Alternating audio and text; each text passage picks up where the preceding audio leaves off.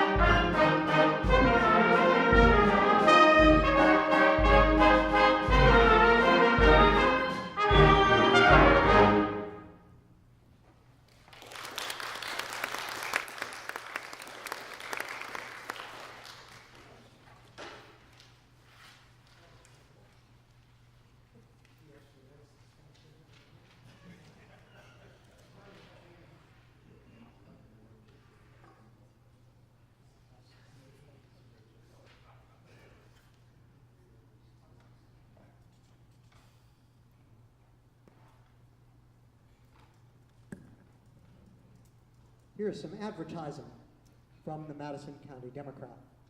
The London Bakery and Confectionery, Main Street.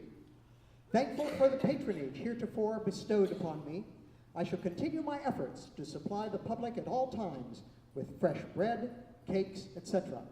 Also, the finest stocks of candies ever offered in town, together with pure ground coffee, nuts, raisins, figs, spices, ice cream, and soda.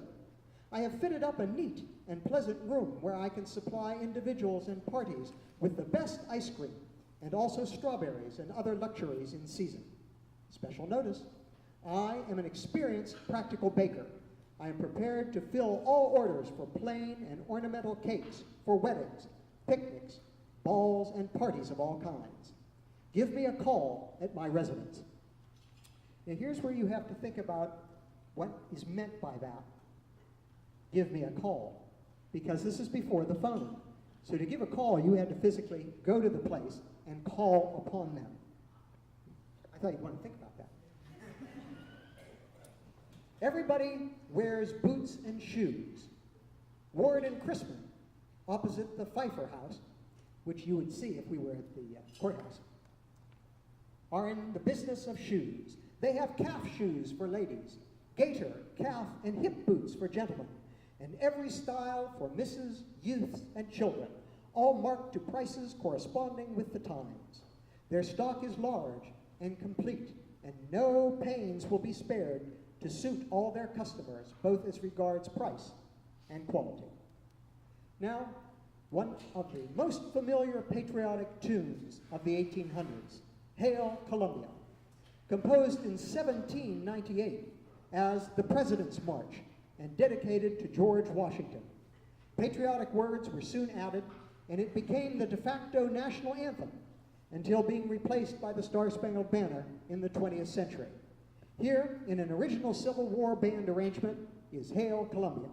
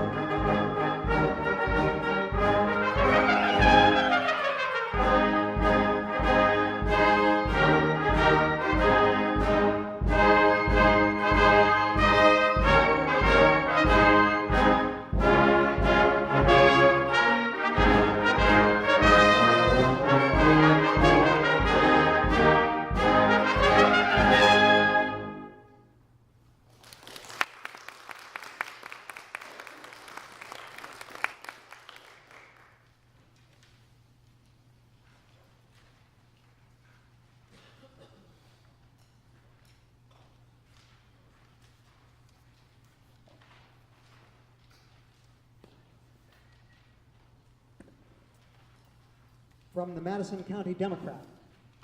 Wood wanted. Those subscribers who have promised us wood will please bring it along immediately. We have used up our neighbor's stock of old rails in cooking liver for our dinner and must have wood or eat it raw in the future. Dr. W.H. Armstrong's price list for dental work. Full set of artificial teeth, neatly inserted. Best work, $50. Plain set, $30.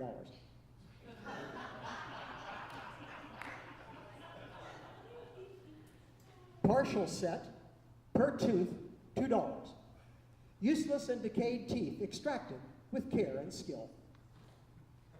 From the May 16th, Madison County Democrat. We called at the new schoolhouse on Friday last and found work on the interior of the building progressing rapidly.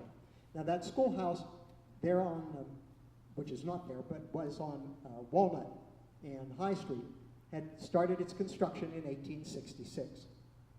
The large hall on the third story is now being frescoed, and everything will be in readiness for the grand entertainment to be given at the close of the present school year.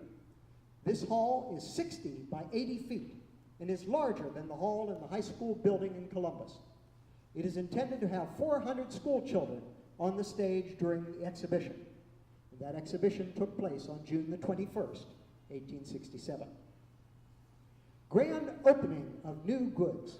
John Kinney is now in New York purchasing goods and will on Monday next open for inspection a new and beautiful stock of summer dry goods, embracing everything that could attract the public attention. Be sure and give Mr. Kinney an early call, as he intends selling cheaper than ever. Civil War songs continued in popularity well into the 20th century, especially if they had patriotic or sentimental lyrics, such as our next selection from 1864 by composer George Root, who also wrote the battle hymn of the Republic, Rally Round the Flag. Here is Just Before the Battle Mother, I Am Thinking Most of You.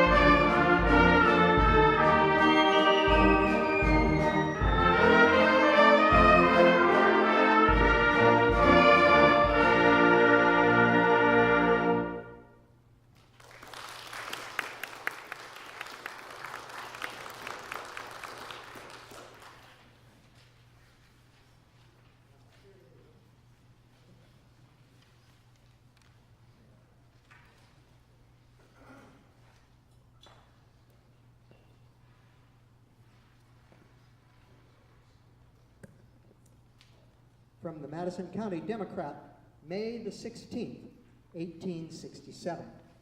Headline: Release of Jefferson Davis on bail. After nearly 2 years of imprisonment, without a trial or any prospect of one, Mr. Davis has at length been released on bail, a prominent radical editor, Mr. Horace Greeley, going as one of his securities. This, we presume, is a virtual end of the whole matter, for we cannot believe that the prosecution will be pressed any further. We congratulate the country upon an act which relieves it, in the estimation of the world, of the foul stigma of punishing a man to whom it will neither grant a trial nor a release. Long ago, it was perceived that no good whatever could be effected by the trial and punishment of the leader who acted as the head of 11 states in their attempt to sever the ties which bound them to the 25 associates. What he did was no individual act, but was the expression of the will of nearly 1/3 of the American people. Headline: The Trial of Surratt. It is now quite evident that it is the purpose of the government to put off the trial of John H. Surratt to an indefinite period, and if possible, not have it take place at all. The reason is because his trial will result in his acquittal. The trial of John H. Surratt, Jr., son of Mary Surratt, who was hanged as one of the Lincoln assassination conspirators. His trial began on June the 10th, 1867, and he was acquitted. Several years ago, I commissioned a collection of Civil War tunes from arranger Paul Irwin. Just Before the Battle Mother was one of the numbers, and here is another, Kingdom Coming, composed in 1862 by Henry Clay Work, and published just prior to the Emancipation Proclamation. Kingdom Coming.